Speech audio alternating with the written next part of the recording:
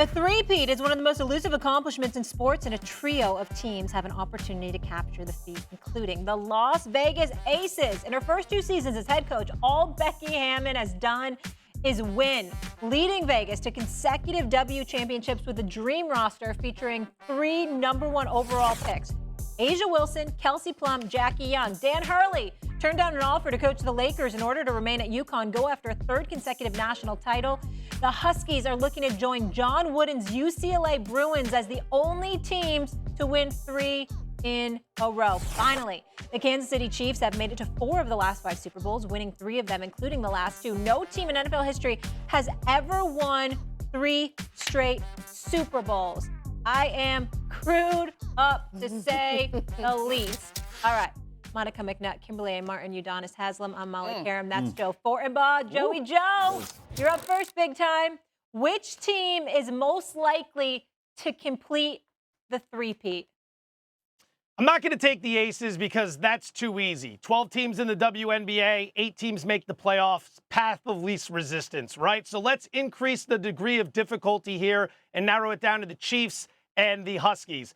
I don't want to take the Chiefs because I so desperately want to believe that at least one contender this year will rise up and when challenging them in the second half, won't pee down their leg and flush the game away like the Ravens did, like the Bills did, and like the Niners did. Which, quick side note here, that's like one of the hidden superpowers of the Chiefs during this dynasty, their ability to wait you out and let you make the big mistake late in the game, like the Niners deciding Patrick Mahomes should have the ball last in overtime.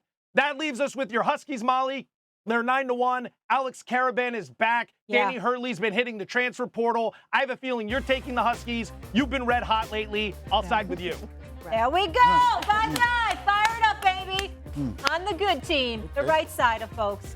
Well, I'll tell you one thing. Anytime you're trying to three-peat, there's no path of least resistance. So I'm going to have to disagree with that. When you're trying to three-peat on any level, baseball, Chinese checkers or whatever it is, it ain't no easy path. There's no path of least resistance. So I'm going with the Aces. Right now, A'ja Wilson is her. She is her.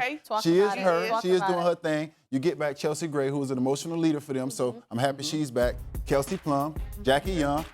They just got a little championship hangover. If anybody know anything about winning championships, and they know about it. And going for three-peat. Exactly. I mean, they got a huge target on the back. It's supposed to be hard right now. I expect Becky to get them right at the right time. And don't nobody want to see them in the playoffs. You can say what you want right now. Get them in a series and see what happens. What you gonna say, Monica? What you gonna say? I love that, UD, and I'm glad that we cleared the path of least resistance thing because I actually don't think the Aces are going to 3-peat. Oh, not you. Not you. Wow. I think that they have set the standard in the W, and these organizations have done their best at least. We'll see. I could be wrong, and if I'm wrong, shout out to them. It'll be the first time that's been done in the W since the Houston Comets did it in the formative years. Shout out to Cheryl Swoops always. I just think there are teams that have risen to their level, right? The New York Liberty, the Las Vegas Aces, that is an absolute bona fide rivalry. I think the Connecticut Sun have the requisite scar tissue potentially to shake some things up. They've been so close multiple times. I think the Seattle Storm, they're still working out some kinks right now.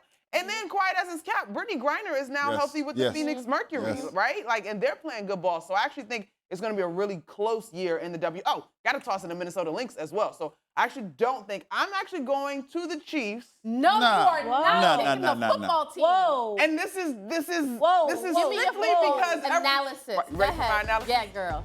Every time I pick against them, I'm wrong. So I'm gonna just lean in. agree with you on that. I'm gonna just lean in. Listen, Big Red, Andy Reid, Patrick Mahomes, a deadly combination. Yeah, I agree, Yes. 1,000%. So here's the funny thing, because the football analyst is gonna actually say the Aces. Okay. Because for a lot of what UD said, we talk so much about Caitlin Clark and all that stuff. People seem to be asleep on the fact that A'ja Wilson is Patrick Mahomes. Like she's not going to just cook you on the court. Her pregame fit is fire too. You got to keep all eyes on her. She leads the league in a ton of statistical categories. But what I find it interesting is that people count out the Chiefs. You know, and somehow the Chiefs are able to find a way. Yes. I feel like the Aces are in that situation now.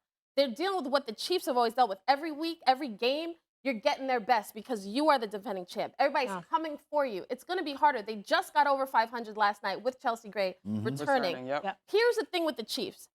and I will pick them as my Super Bowl favorite because, you know, but when it comes to this team, the AFC is a murderer's row of QBs. Lamar Jackson and Derrick Henry, you got Josh Allen, you got a Joe Burrow who's healthy. So if there's a team that can do it in the NFL, I wouldn't bet against the Chiefs, but still, to me, Asia Wilson is just so special that I can't overlook it. We all agree on that. Yes. Sure. Hold up. I think you guys are missing one major angle, and it's not because I'm being a homer, but to UConn? Joe's point, yeah, you talked about redemption tours. This is a revenge tour. Do you know what it's like to have your name his name was slandered publicly. It absolutely was slandered. Narratives were made up that he was used as a prop. JJ had the job all along. Then they said no. Then they said she's on her Stephen A right now. Let her go. She's on her Stephen A. Let her go. UConn. Then he had the players were already back. Caravan guys already came back. He kept his word, came back for the players. That's good karma. All eyes are going to be on him. He's going to want to prove everybody wrong. It is absolutely a revenge tour. He wants to be the best college basketball. Can I say Do you know what it's like to be lied about publicly? UConn fan? He took the interview, though. Like, yeah, come on, right. my dear. The rest of that is just part of the machine. But lied on public. If he was going to come back, why is he taking the interview, though? Why is he taking the interview?